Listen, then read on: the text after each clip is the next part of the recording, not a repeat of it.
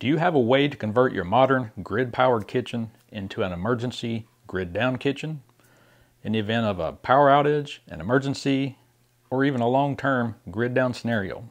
How about one that costs $5, is easy to use, like the one in this video, but cut down to just the bare-bone necessities?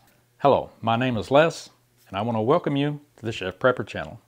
And in this video, we're going to look at that bare-bones $5 grid-down kitchen. Our bare-bones emergency kitchen only has 4 items. So now I'm going to show you those items and the choices that we had and the choice that we made. So to fund the first item, our stove, we went here.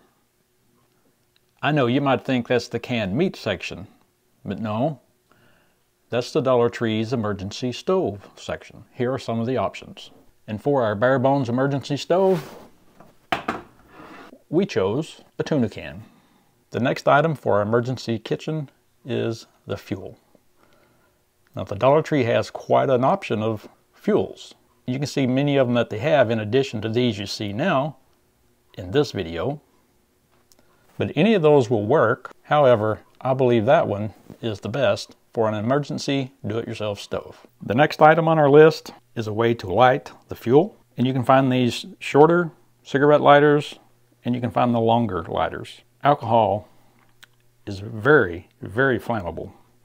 So I highly suggest that you get the longer lighter. It might save you from singeing the hair on your hands and knuckles. And the last item is some kind of a grill or a grate to cook on, set our pots, pans, skillets on. And we chose a cooling rack. There's our $5 grid-down emergency stove. Anytime you're using alcohol like this to cook with in a do-it-yourself stove, you might want to put the flame out, so you need to have some type of a snuffer. A simple saucer will do the job. I'm going to put more alcohol in our little stove than what you probably would put in yours because I'm going to be cooking multiple things. Straight out of the jug, you can see it has a tendency to leak or drip or drop as compared to a container made for alcohol fuel.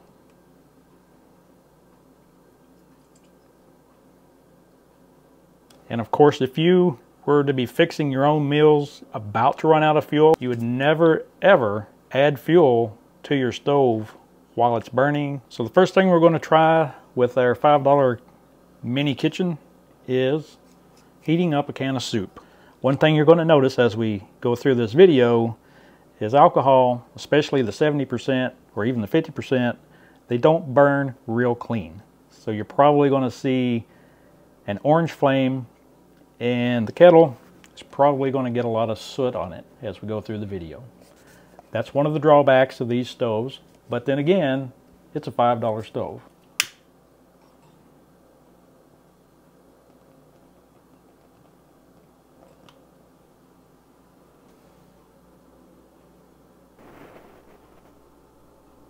Of course, you don't want to burn it. It's been right about 5 minutes.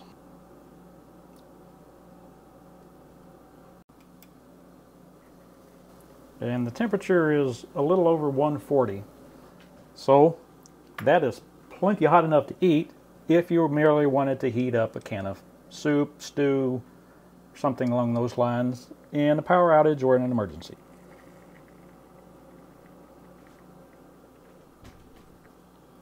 Remember the snuffer. So there's our soup.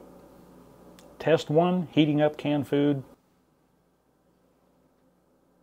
So we have foods that we add hot water to and some that we have to add boiling water to. So now let's see if we can boil some water. This takes a little less than 2 cups of water. These don't take that much, so we're going to try 2 cups of water. Our 2 cups of water. I'll tell you how long it takes to boil it. So we're at about 4 minutes and the temperature is a little over 120.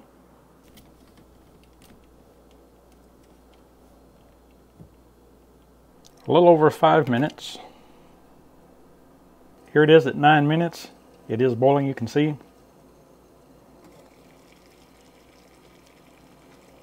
So 2 cups of water to a rolling boil in less than 9 minutes. If you're considering buying a stove like one of those in the picture or something similar, I put together a checklist that will help guide you through the research and the decision making on which stove you might want to put into your emergency grid-down kitchen. You can find the link to that checklist down in the description box, and also it will be pinned in the comments section. So if you like that checklist, just click on the link, download it. It is free. Evaluate each of those stoves based upon this checklist. Then you'll have a really good idea which stove would be better for you and your family. Let's make some fresh brewed coffee with a French press. My French press is a Stanley. I put about 2.5 cups of water in it. So the first thing is to heat the water. Some people like to get it boiling, some don't. So we're going to heat the water, then put the coffee in, let the whole thing set for about 5-6 minutes, then press it, and then have a cup of coffee. We're at about the 6-minute mark. Starting to heat up nicely. All right, we just hit the 11-minute mark. And here's something interesting for you guys. I didn't plan this out by any means, but I'll show you this since it's happened. As you can see, the flames went out. It looks like there's still fuel in it. However, that's the water left over from the alcohol. So I'm going to have to get that out and put some more alcohol in and recommence on making our coffee. And remember, you would never ever add more fuel like this unless the flame was out.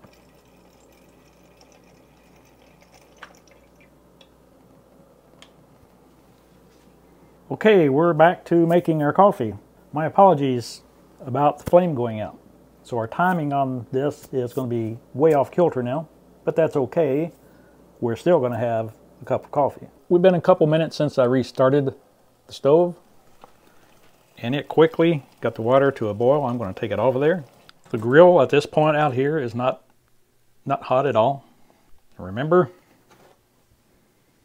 have a snuffer nearby. If you haven't made French press coffee before, the next thing that comes in the process is to put the coffee in. Then give it a stir. And now let it sit for about 5, 6, 7 minutes.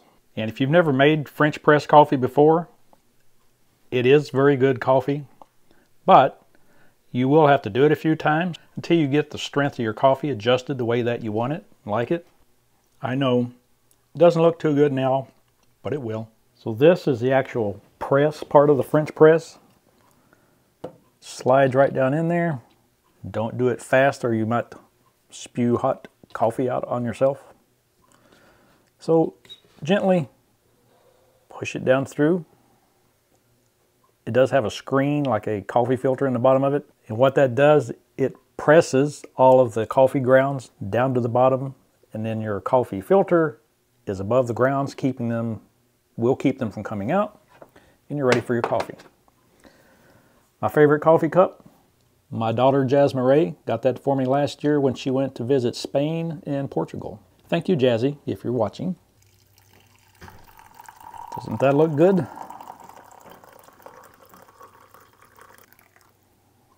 Save Mrs. Cheffprepper a little bit. So before we fry eggs, let's have a sip of coffee.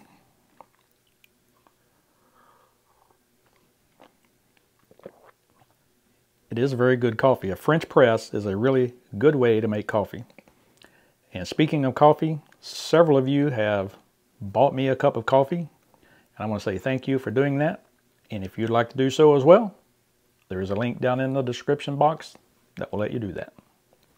And thank you. I'm going to heat the skillet up, put some oil in it, and then fry the eggs. One of the drawbacks of these do-it-yourself stoves like this one is they're on or they're off. There isn't any heat adjustment.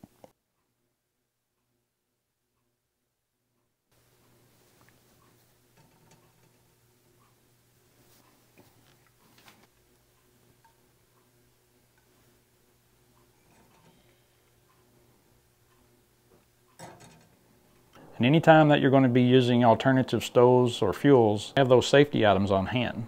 Carbon monoxide detector, fire blanket, and a fire extinguisher.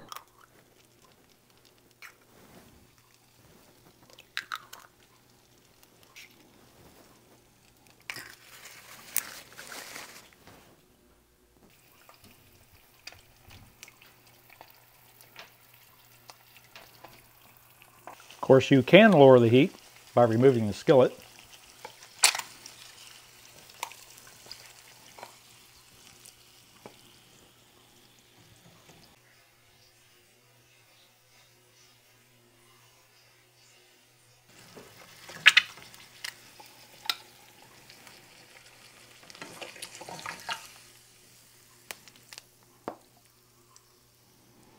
Two pasture-raised eggs.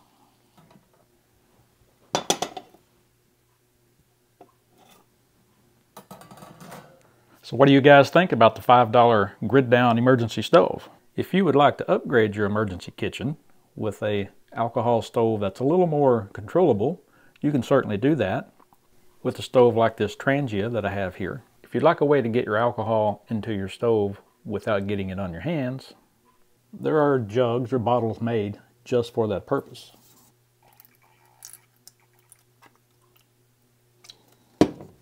Look, Mom, not on my hands. These are very nice to have if you're going to be using an alcohol stove very often. If you'd really like to upgrade your kitchen, you can upgrade it to an alcohol stove based mini kitchen like this one. The alcohol stove.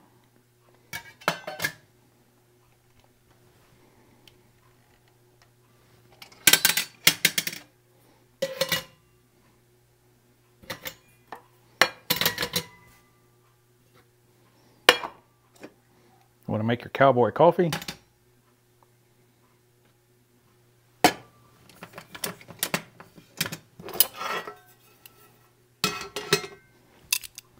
Or fry a small meal? It's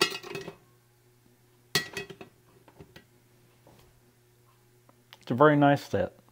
So what do you guys think about the $5 Grid-Down emergency stove? Are there things you would like to add to it? Things you would change out? Things you would just leave out? Let us hear what your ideas are down in the comments. And while you're down there making your comment, I want to invite you to check out the link to our Amazon store. Our Amazon store is solely dedicated to nothing but the world of preparedness. And if you're an Amazon shopper, I think you'll like our store very well. Also, down in the description box, you'll find the links to all the different videos that I put on the screen. You'll also find links to all the different items that I showed you here in the video.